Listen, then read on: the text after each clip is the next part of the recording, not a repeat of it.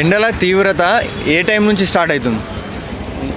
Morning 10 నుంచే start అవుతుంది. అసలు మామూలుగా లేవు ఎండలు. ఇప్పుడే ఇలా ఉన్నాయంటే నెక్స్ట్ మంత్ ఇంకా ఎలా ఉంటాయో అసలు ఊహించుకోవడానికే అసలు అర్థం కావట్లేదు. ఇప్పుడే మామూలు ఇంట్లో నుంచి 10 o'clock మనం బయటకు వెళ్ళినామంటే ఎండలు, ఫుల్ ఎండలు.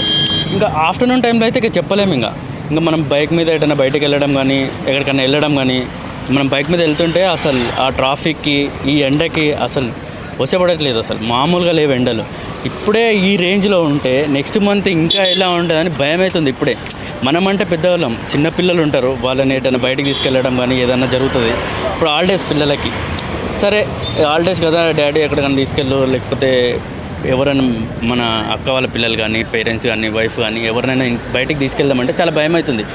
మనమే తట్టుకోలేకపోతున్నాం. పిల్లలు ఎలా తట్టుకుంటారు, లేడీస్ ఎలా తట్టుకుంటారు, ముసలోళ్ళు. ఇంకా ముసలోళ్ళు అయితే ఇక చెప్పాల్సిన లేదు. ఇంకా వాళ్ళని ఇంట్లోకి వెళ్ళి ఇంట్లో ఉంటేనే అసలు తట్టుకోలేకపోతున్నారు. ఇంకా వాళ్ళని బయటికి తీసుకోవడం అంటే ఇంపాసిబుల్గా. అసలు మనం ఇప్పుడే ఈ రేంజ్లో ఇట్లా ఉంటే నెక్స్ట్ మంత్ ఊహించుకుంటుంటే భయం అవుతుంది మాకు.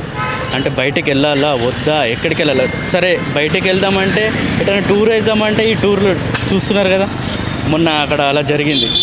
ఇవన్నీ చూసుకుంటుంటే ఇప్పుడే ఇంత రేంజ్లో ఉంటే చాలా భయం అవుతుంది.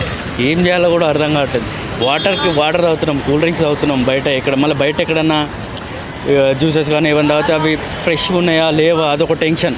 మళ్ళీ హెల్త్ ఇష్యూస్ వస్తాయి, ఇదొక టెన్షన్. అన్నీ చూసుకోవాలంటే చాలా ఇబ్బందిగా ఉంది బ్రో.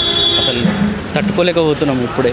ఒకప్పుడు ఎండలు ఇంతగానం ఉండకపో, ఇప్పుడే ఎందుకు ఎండలు ఇంతగానం ఉంటున్నాయి? ఎందుకు? ఈ వాహనాల వలన, లేకపోతే ఫ్యాక్టరీల అది పొగల వలన, లేకపోతే ఓజోన్ పొర దెబ్బతినడం వల్ల, చెట్లు నరికేయడం వలన?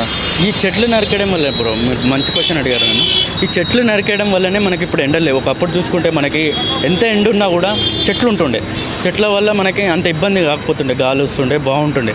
ఇప్పుడు రియల్ ఎస్టేట్ ఎక్కువ అవ్వడం వల్ల ఎక్కడ పడితే అక్కడ అడవిలన్నీ తీసేయడం వల్ల ఇవన్నీ చాలా ఇబ్బందులు జరుగుతున్నాయి.